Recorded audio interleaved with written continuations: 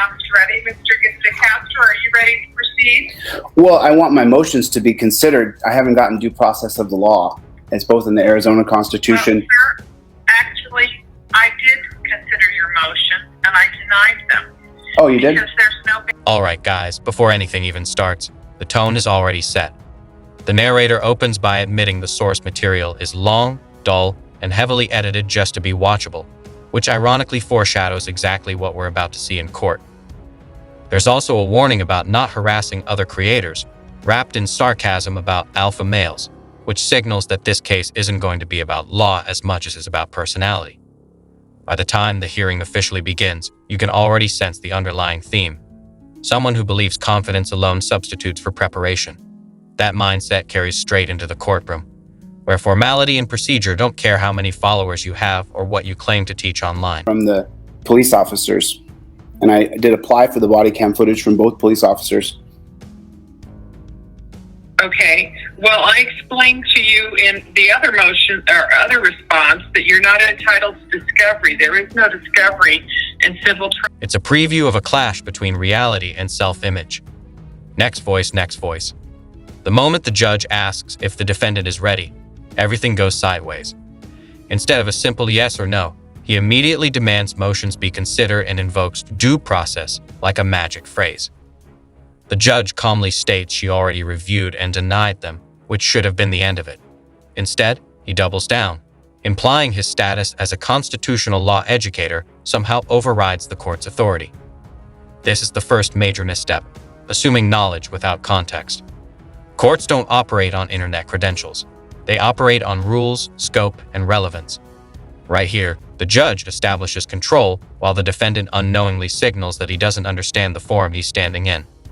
From this moment forward, the outcome is practically written. I tried to see if these officers were on a Brady list, if their testimony could be tainted because they're listed on the Brady list, and I didn't receive an answer back on that yet. So, when that Brady list information comes back, if these officers are on the Brady list, and I don't know that information, we don't know if the officer is being truthful. Sir, Yeah, the question is, what Brady list are you referring to? Well, the list to find out if an officer has previously perjured himself or lied on the stand. It's the Brady court. It's the Brady court case from 1963 that would establish a list of police officers who have previously lied on the stand or lied in their testimony. And we don't have the answer. Now we get into discovery and body cam footage, and this is where confidence turns into exposure. The defendant insists he's entitled to evidence that simply doesn't exist in civil traffic proceedings. The judge explains this plainly, without attitude, but it doesn't land. The gap between what he thinks the law says and what the law actually allows becomes painfully clear. This isn't a debate, it's procedural reality. You can hear the frustration build because he's arguing rules that apply in criminal court, not here. This is the danger of half knowledge. It feels powerful until someone who actually knows the process shuts it down in one sentence. From the court that all of my phone calls are recorded, so I want to make sure that's a matter of record. And I keep very meticulous records of everything. Well, let me point out to you that you're not allowed to record a civil traffic hearing. It's not a public hearing? You are not allowed to record it. The only person allowed to, the court records the civil traffic hearing. And by law, you are not allowed to. The Brady List argument is where things start to unravel fast. He invokes a landmark Supreme Court case but misunderstands how it applies, especially in a civil traffic matter.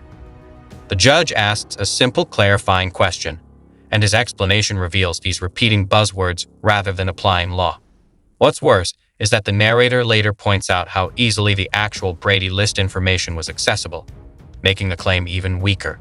This moment exposes a pattern, invoking legal concepts for intimidation rather than relevance. Courts aren't impressed by case names unless they actually apply. Here, they don't, and the credibility loss is immediate. A satellite image with overlay of how the intersection looked. So the vehicle in question, the Odyssey, was stopped through the crosswalk. I would object, Your Honor. I would object. That picture. What's your objection? That is not an accurate picture. That is not a current picture. That is not a relevant picture. Okay, I'm going to overrule your objection. It's going to come in. Can I retort, ma'am? No. Oh, okay. No. No! God, please, no! No! No! No! A slight argument ensued, and eventually Object. the driver supplied Object. a photocopy. And what's your objection? Well, Your Honor, he's classifying an argument when I was simply handing him my identification. I was getting it out of my glove box. He's testifying that there was an argument when there... I don't agree with it, but that is a matter of opinion. I'm going to When recording comes up, the situation crosses from misguided to reckless. The defendant casually announces that all his calls are recorded, almost as if daring the court to react. The judge responds firmly, explaining that recording a civil traffic hearing is prohibited. This isn't a gray area or a suggestion. It's a rule, yet he doesn't back off. This is where ego overrides self-preservation. Any reasonable person would stop immediately. Instead, he treats the warning like an invitation to argue semantics. That choice comes back later in a big way. So, officer, the road was closed. Is that correct? The road was closed going from east to west? West of Rural Road was closed, but the section in question was open to traffic. The intersection was open, but the east and westbound lanes were closed. You couldn't go east or west. So, or maybe just west where the road was closed, where I took a right. Okay, I'm going to stop you. I'm going to stop you. You don't get to testify right now. All you get to do is ask him questions. Okay. Do you have any other questions you want to ask him? Of course I do. Evidence presentation begins, and the satellite image becomes the next battlefield. The defendant objects repeatedly, claiming the image is inaccurate and irrelevant.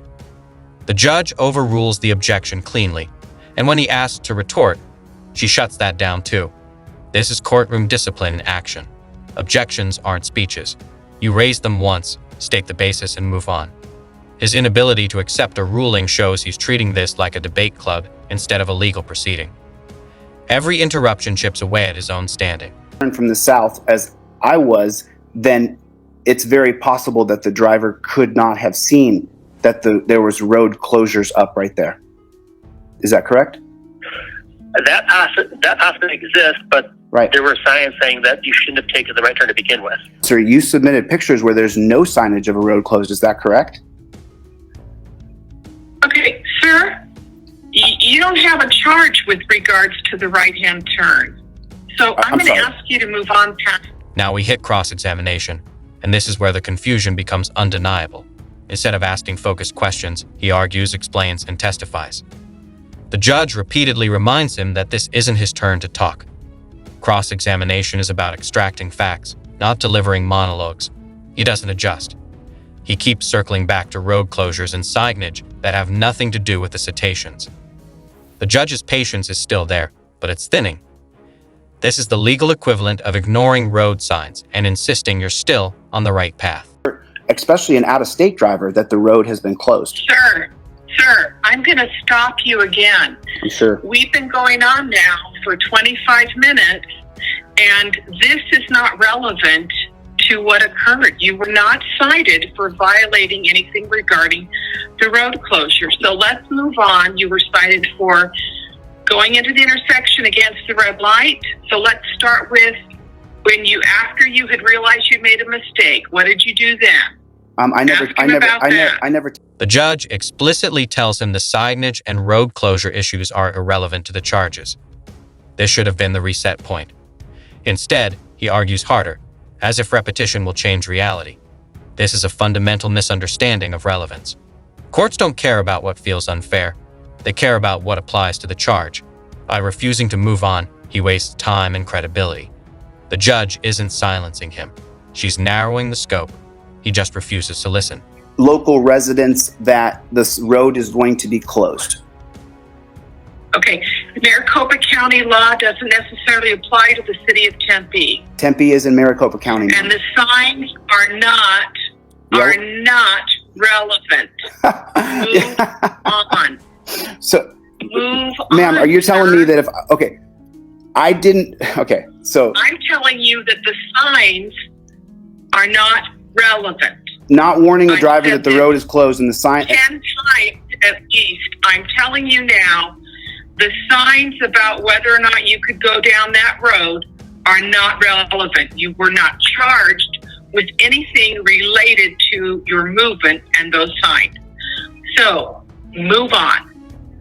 Ma'am, I object. That's not true. The reason I took a right is because there was no sign that the road was closed. I've made my... Warnings start piling up now. The judge tells him clearly that continued statements instead of questions will end his cross-examination. He responds by making more statements. This is self-sabotage in real time. When she finally cuts him off, he cries due process, not realizing due process includes following procedure. Rights don't protect you from consequences when you ignore instructions. This is the moment where the case stops being about traffic violations and becomes about courtroom conduct. I have any choice but to disagree with you. Respond. I see. Ask your next question. Yeah. Ask your next question. Okay, so, officer, when you observed me make a U-turn at a closed road, do you have any understanding as to the reason why someone would attempt to take a right on a road that's closed? I have no idea why someone would, especially seeing that there was signage that said you can't turn.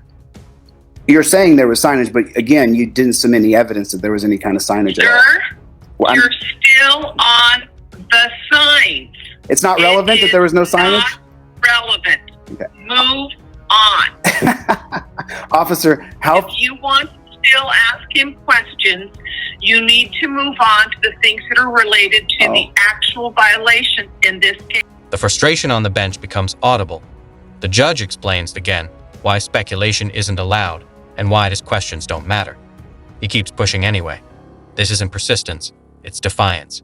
Judges have broad discretion to control proceedings, and he hands her every justification to exercise it. The irony is thick. The more he claims injustice, the more he creates the conditions that legally shut him down. Regarding your attempt at a right turn, he did not cite you for a U-turn. He cited you for the other violations after that. So please focus on what is relevant in this case. Is it relevant how far back the barricades were? It's not relevant, so I couldn't have seen it? Oh, it's not? No. This is Move crazy. on. Okay. This is just nuts. But I'm trying to get justice in America. So as we continue down the road here. So, officer, how many... If you don't stop making these statements, I'm going to cut off your cross. When his cross-examination ends, he spirals. He laughs, interrupts, and accuses the court of denying rights. The judge responds firmly, outlining exactly why his opportunity ended. This is accountability, not oppression. The courtroom isn't obligated to indulge disorder. His reaction confirms what the judge already concluded. He cannot or will not follow rules. At this point, the outcome is no longer in doubt. Statements and ask the officer questions. Otherwise, I will have to assume that you don't have any more questions for him. Oh, well, that would be an incorrect assumption. So, officer, why would a driver, and in this case it was me, why would a driver make a U-turn and turn around in an intersection, and especially in a very busy area like Tempe that resides in Maricopa County? I'm going to object. I'm going to say that's not relevant. We have moved. The final stretch seals everything. He claims evidence that doesn't exist, insults the judge's competence, and is ultimately caught streaming the hearing after being explicitly told not to record. That single act overshadows every earlier argument. It's not a misunderstanding. It's defiance. When the stream is ordered shut down, the authority of the court is fully reasserted. The lesson here is simple and brutal. Confidence without comprehension is a liability, not a strength.